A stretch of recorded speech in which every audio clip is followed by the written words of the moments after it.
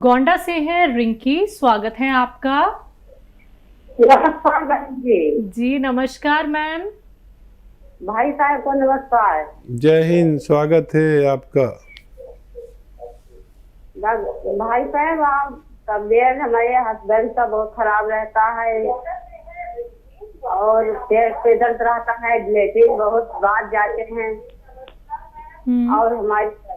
और हमारे बच्चे नहीं है, इसका कोई दवा बता दीजिएगा तो साहब। कितनी उम्र है आप लोगों की? उम्र डॉक्टर साहब आपका आप अपना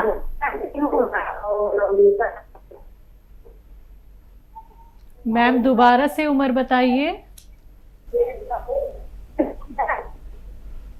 मैम नेटवर्क में आके बात कीजिए। हस्बैंड का उम्र कि अपना उम्र? दोनों का 40। 40-45 का होंगे डॉक्टर साहब। ठीक है जी। अच्छा देखिए, जो भी स्त्री पुरुष मेरी बात सुनते हैं, प्रोग्राम देखते हैं, वो समझ लें कि स्त्रियों के लिए महीना होना ज़रूरी है बच्चा पैदा करने के लिए। अगर मेंसेस नहीं होते हैं तो सबसे पहले मेंसेस होने का दवा लेनी चाहिए। पुरुषों के लिए ये ज़रूरी है कि उनकी वीर्य में कीटाणु होना ज़रूरी है, और वो भी एक बड़ी मिकदार में, और इनका टेस्ट कराना ज़रूरी है। अगर ये सब ठीक है और उसके बावजूद कोई बच्चा नहीं होता है तो देखिए, ये आता है गौन चिलगोज़ा एक चुटकी में जितना आए, हस्बैंड और वाइफ दोनों खाएं। और खाना कैसे है? इसबगोल की भूसी या सत इसबगोल, या कई नामों से जानते हैं इसे। ये पंसारी के यहाँ भी मिलती है और मेडिकल स्टोर पर मिलती है। इसबगोल की भूसी 1 या 2 चम्मच गर्म दूध में मिलाएं, और एक चुटकी, इससे ज़्यादा नहीं, बहुत तेज़ होता है, चिलगोज़े का गोंद बहुत तेज़ होता है, एक चुटकी इसमें मिला के रोज़ाना रात के समय पूरे 24 घंटे में एक बार, दोनों भी ले सकते हैं, या जिसे परेशानी है सिर्फ वो भी ले सकते हैं। तो इससे आपका मुराद पूरी हो सकती है। अगर बार बार लैट्रिन जाना पड़ता है उन्हें, अगर लैट्रिन ज़्यादा आती है तो उनको चाहिए कि बादाम का गोंद पंसारी के यहाँ मिलता है, बादाम का गोंद, वो पाउडर बना लें और 2 ग्राम सुबह 2 ग्राम शाम पानी में मिला कर उन्हें पिला दिया करें। उनकी ये परेशानी भी अच्छी होना मुमकिन है। लेकिन गोंद चिलगोज़ा असली लें, समझ कर लें, उसमें अक्सर नकली मिलता है। अगले कॉलर हैं हमारे साथ बिजनौर से शशि जी, स्वागत है आपका। जी मैडम नमस्ते। जी नमस्कार मैम। सर मेरी कल की बात हुई थी के बारे में बहुत सकती है। उसे जो पहले तो आप बताया था वो जो वो नाव वाली थी कब्रिस्तान, तो उसमें मैंने रिसोड़ा मंगवा लिया। वो रिसोड़ा कब्रिस्तान एक ही है, अलग अलग है सर? एक ही है, एक ही है। एक ही है जी। जी जी जी जी सर, तो सर एक बात करनी है आपको मेरे पोती के बारे में भी और अपने भी। इसके दिक्कत है, एकदम सांस कर रही हो, तो आपसे दवा पूछी थी कल मैंने। आपने दवाई बताई थी मेथी उबाल के गरम करके वो पानी घे के और उसका सोडे का जरा सा चुटकी सोडा बताया था आपने।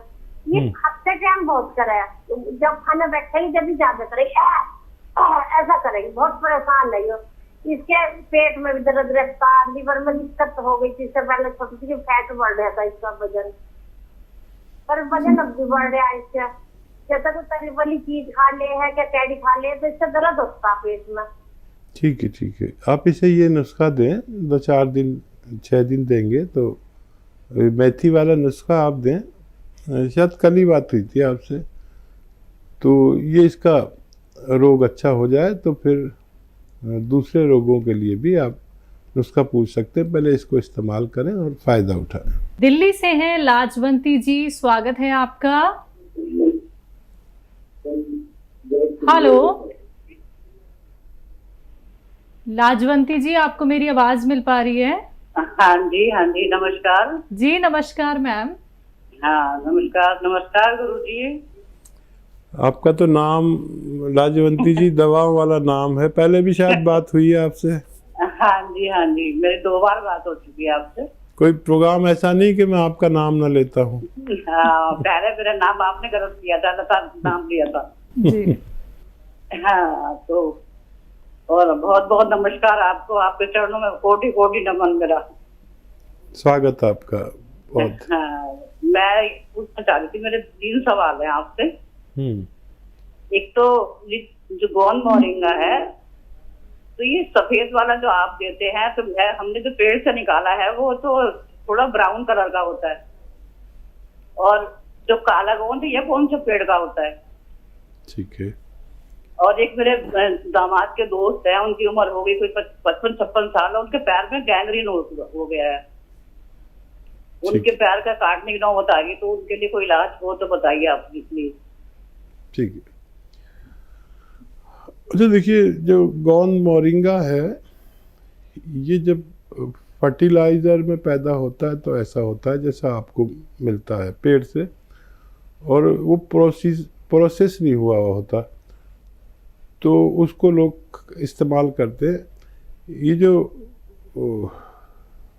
गोंद मोरिंगा है, इसको जब हम 3 साल तक किसी खेत में फर्टिलाइज़र नहीं डालते और गोबर की खाद और ऑर्गेनिक खाद जो डालते हैं, जिसे ऑर्गेनिक कहते हैं, तो वो ऐसा होता है जैसा मैं बताता हूँ। और जो आप बता रही है वो फर्टिलाइज़र वाला है, जो प्रोसेस भी नहीं हुआ होता। हम जो देते हैं वो एक प्रोसेस वाला होता है और उसी को असली माना जाता है, असली इसको भी माना जाता है, लेकिन ये किसी काम का नहीं है सिवाय इसके कि आपको विटामिन सी वगैरह दे दे।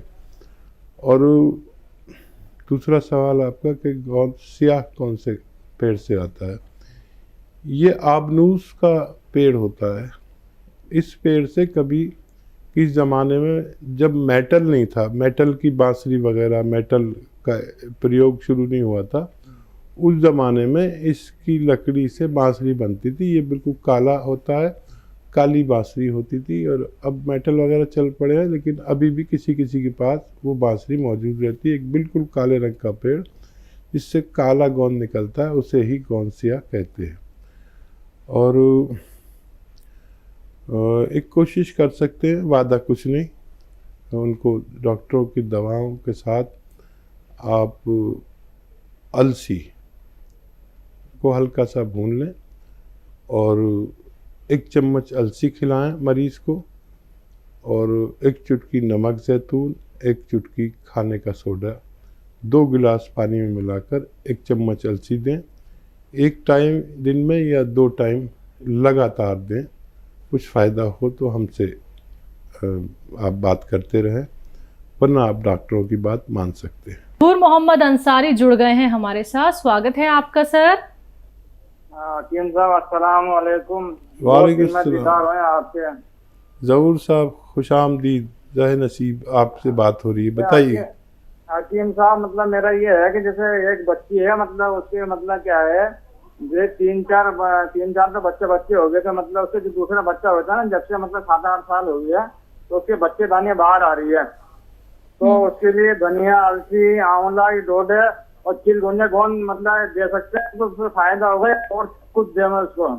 और दूसरा सवाल ये है हकीम साहब, मतलब मैंने मतलब सब जगह ट्राई कर लिया, कोई ना लहसुन का जूस ना अदरक का जूस, कोई भी निकाल के नहीं दे रहा। मतलब 4-5 पेशेंट है, उनको देना है, तो उसके लिए कुछ बता दो भाई, कैसे निकला कैसे नहीं निकले। और दूसरी बात, अगर वो दयावती जी से अगर बात हो जाती तो वो नुस्खे भी वो बता देती भाई कैसे निकला कैसे नहीं निकला।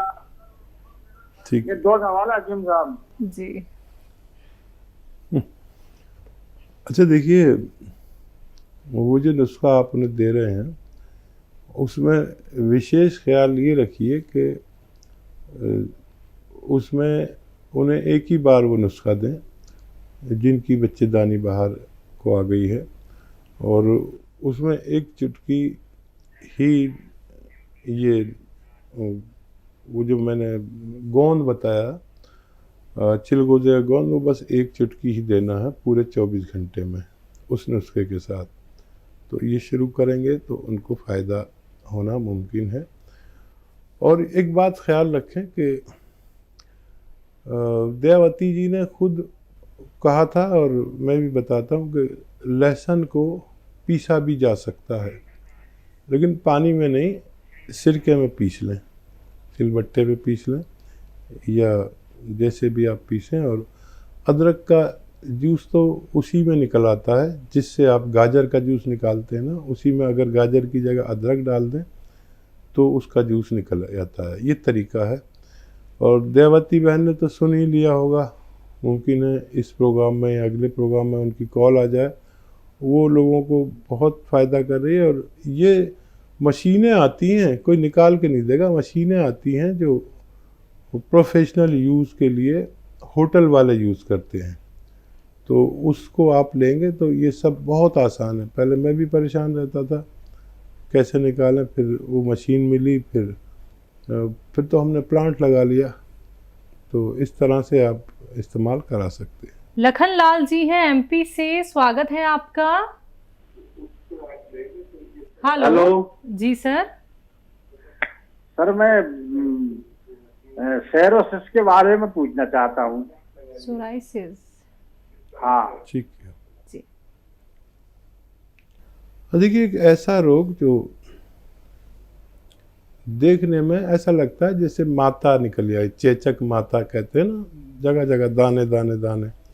वो माता तो 2-4-6 दिन में ठीक हो जाती है, 10 दिन में। ये ठीक नहीं होती, ये निकलती ही रहती है, निकलती ही रहती है।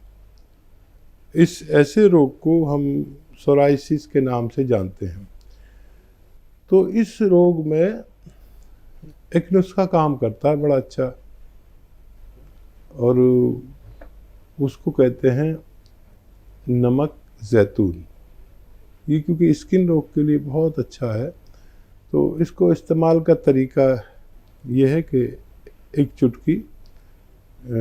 चुटकी नमक ज़ैतून पानी में मिलाकर, 2 गिलास पानी मिलाकर पूरे दिन में एक बार पिया जाए, और एक ही बार पीते रहें 10-15 दिन तक। उससे फ़ायदा शुरू हो जाए तो एक ही बार रखें, कम फ़ायदा हो तो 2 बार भी ले सकते हैं। इसके अलावा इसको इस तरह भी लिया जाता है कि एक चुटकी नमक ज़ैतून और आधा या 1 चम्मच अलसी का पाउडर। अलसी को पाउडर बनाने के लिए हल्का सा थोड़ा सा भून लें और उसका पाउडर बना के रख लें, और अलसी का पाउडर खाएं और ये पानी पिएं। लेकिन इसमें 6-7 महीने भी लग जाते हैं इलाज में। आप इसे इस्तेमाल कर सकते हैं, फ़ायदा उठा सकते हैं। गुड़गांव से हैं श्री प्रकाश जी, स्वागत है आपका। हेलो। हाँ जी। जी वो लड़का है मेरा, उसको दौरे पड़ते हैं। किसको सर? मेरा लड़का है राहुल, उसको दौरे पड़ते हैं। आपकी बात हुई थी ना सर? कितनी आयु है उनकी? उनकी 25 साल उम्र है जी। 25। ठीक है, उनकी ज़्यादा थी, ये कोई और मरीज़ हैं। तो देखिए, दौरों के लिए सबसे अच्छा इलाज एलोपैथ में माना जाता है।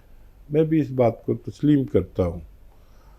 अगर आप को उससे भी फ़ायदा नहीं हो रहा है तो एक दवा उसकी मददगार दवा के तौर पर आप ले सकते हैं, और वो कैसे बनानी है आप देख लें कि धनिया, आंवला, धनिया का दाना जैसे होता है, और आंवला सूखा हुआ, और सौंफ ले लें। 3 चीज़ें 100-100 ग्राम लेकर पाउडर बना लें, और पाउडर बना के रखें। 1 चम्मच खाएं सुबह, निहार मुँह खाएं तो बहुत अच्छा, या रात को सोते वक्त। और खाना कैसे, एक चुटकी नमक ज़ैतून ख़रीदें असली वाला, ये नकली भी मिल जाता है। 2 गिलास पानी में 1 चुटकी नमक ज़ैतून मिलाकर इसको पी लिया करें। एक बार रोज़ाना ज़रूर दिया करें। और हर महीने उसके फ़ायदे के बारे में हमें बताते रहें। हमसे बात ना हो सके तो हमारे हेल्पलाइन नंबर पर भी आप अपनी ये बात शेयर कर सकते हैं। नेक्स्ट कॉलर है भावना जी, स्वागत है आपका। नमस्ते मैम। जी नमस्कार। मैम हम हरिद्वार से बोल रहे हैं। हम हरिद्वार से बोल रहे हैं। जी मैम। हाँ जी मैम, मुझे ये पूछना था, मुझे ना मेरा ना कोलेस्ट्रॉल बढ़ा हुआ है, मुझे सांस चढ़ रहे थे बहुत ज्यादा, तो टेस्ट कराया तो उसमें कोलेस्ट्रॉल बहुत ज्यादा बढ़ा हुआ आया है। तो मुझे ये पूछना था सर। उम्र कितनी है? 40। ठीक। अच्छा देखिए, कोलेस्ट्रॉल के लिए एक विशेष सिरका आता है, मोटापा, कोलेस्ट्रॉल, एसिडिटी, कब्ज़, सांस फूलना, तो उसे कहते हैं जीरे का सिरका। याद रखें, जीरे का सिरका।